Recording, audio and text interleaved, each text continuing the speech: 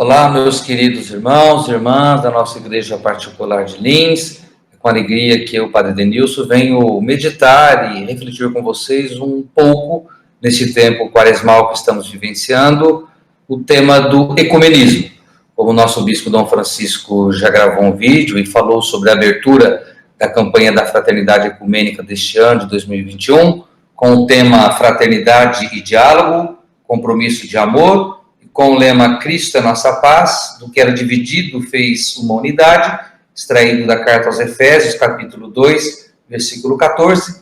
Neste vídeo, como coordenador de pastoral, eu gostaria de trazer alguns elementos importantes. Primeiro, por que nós falamos de ecumenismo? A impressão aqui dá que muitas pessoas, infelizmente, até no nosso meio católico, têm muita informação, mas pouca formação.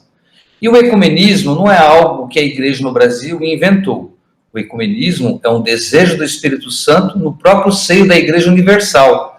Por isso que o Concílio Vaticano I já se chama Concílio Ecumênico Vaticano I. E o Concílio Vaticano II é Concílio Ecumênico Vaticano II. Então o ecumenismo já está dentro também da perspectiva do magistério da Igreja.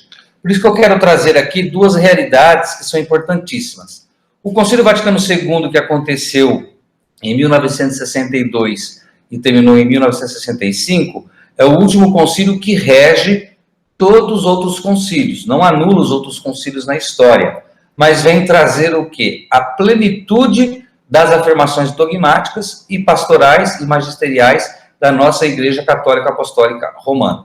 E no Concílio Vaticano II nós temos aqui um decreto que fala sobre o ecumenismo, que é Unitatis Redintegratio, que é a reintegração da unidade, e também falando sobre a unidade e a necessidade do diálogo com as igrejas não cristãs, que é a declaração Nostra Aetate.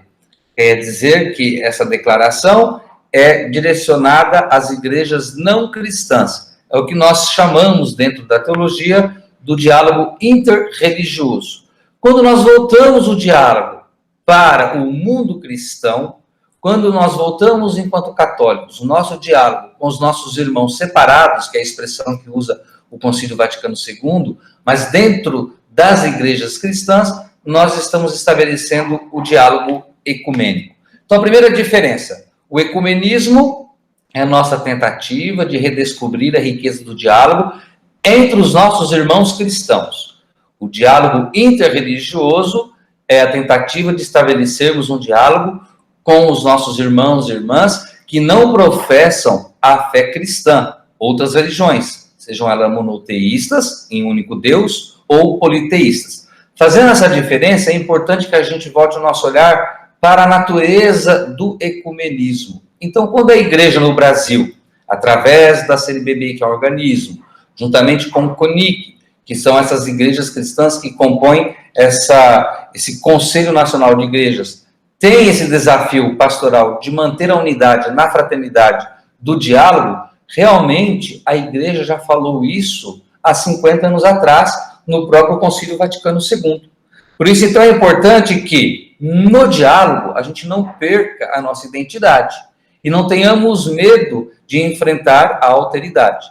Claro que nós, enquanto católicos apostólicos romanos, temos o quê? A nossa identificação na revelação bíblica, na tradição da Igreja e no magistério da Igreja. Também temos a nossa devoção à Virgem Maria, a vida sacramental e litúrgica, que nos distingue dos nossos irmãos.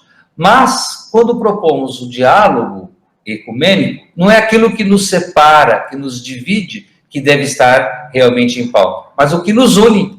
E o que nos une em um diálogo ecumênico? O nosso seguimento a Jesus Cristo.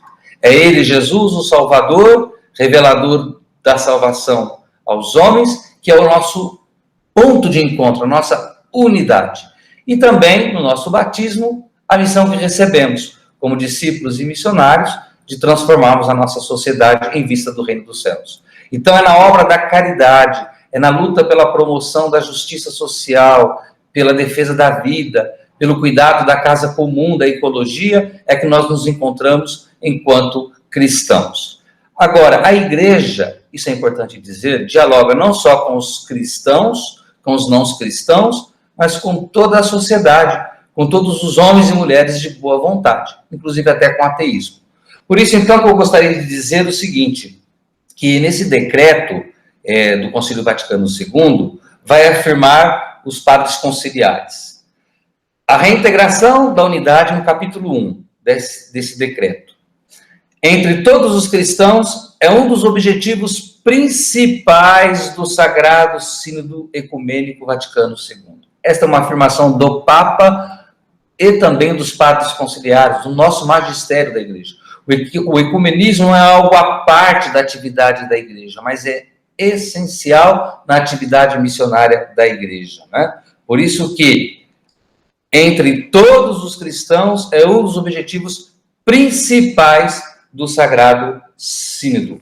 Depois, o próprio Concílio Vaticano II, nós que somos católicos e que temos a revelação, a tradição e o magistério da Igreja nessa unidade da nossa profissão de fé, vai afirmar que a obra do ecumenismo na Igreja é obra do Espírito Santo, não é obra dos homens. Por isso eu gostaria de ler aqui, dentro do primeiro parágrafo do decreto da Unitatis Redintegratio. Repito aqui o nosso concílio. Mais abundantemente sobre os cristãos separados, que era o termo que se usava para falar dos que não estão na Igreja, né, católica, entre si a compunção de coração e o desejo de união.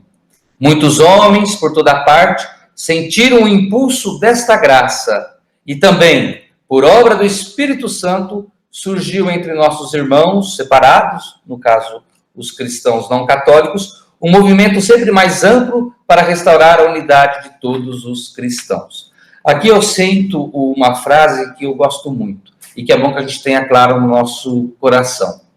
Todo católico é cristão, mas nem todo cristão é católico. Por isso, então, a necessidade do ecumenismo.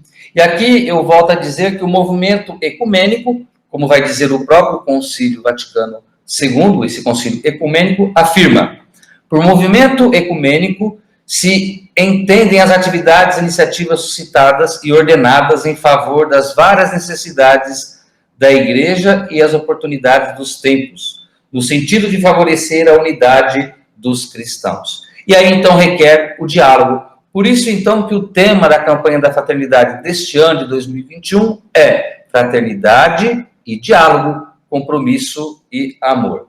E no diálogo, nós não perdemos a nossa identidade. Pelo contrário, nós afirmamos a nossa identidade enquanto católicos e respeitamos a autoridade daqueles que dialogam conosco naquilo que nos une, que é a nossa missão em seguir a Jesus Cristo e transformar essa sociedade. Por isso, eu digo e repito aqui o próprio concílio. O diálogo iniciado entre peritos e competentes nos encontros de cristãos e de diversas igrejas ou comunidades organizados em espírito religioso.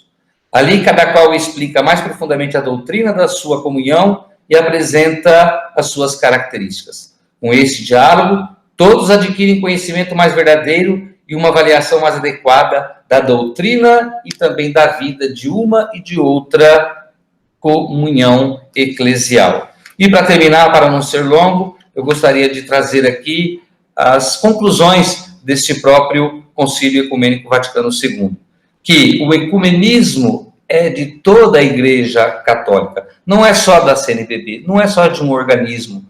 Por isso que o ecumenismo não tem só uma visão de direita ou de esquerda, o aspecto ideológico, mas tem realmente essa característica fundamental de atividade pastoral. É uma necessidade de toda a Igreja universal. É toda a Igreja que deve, então, praticar o ecumenismo. E cito o número 5 deste decreto.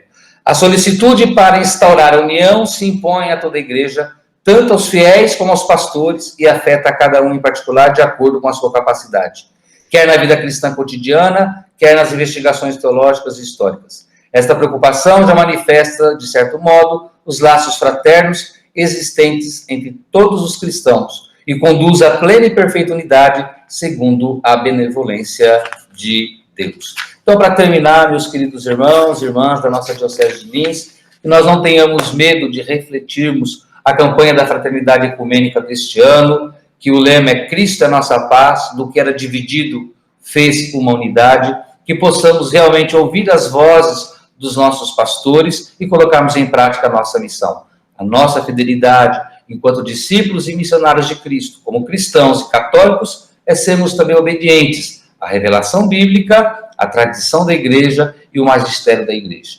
E nesse sentido, no próximo vídeo, eu espero aprofundar o texto base, que, claro, foi elaborado por uma comissão específica das igrejas cristãs, na qual a Igreja Católica também faz parte, que é o CONIG, e depois elencar alguns pontos de reflexão para a nossa vida cristã e prática nesse tempo penitencial.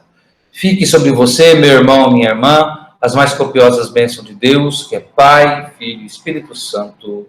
Amém.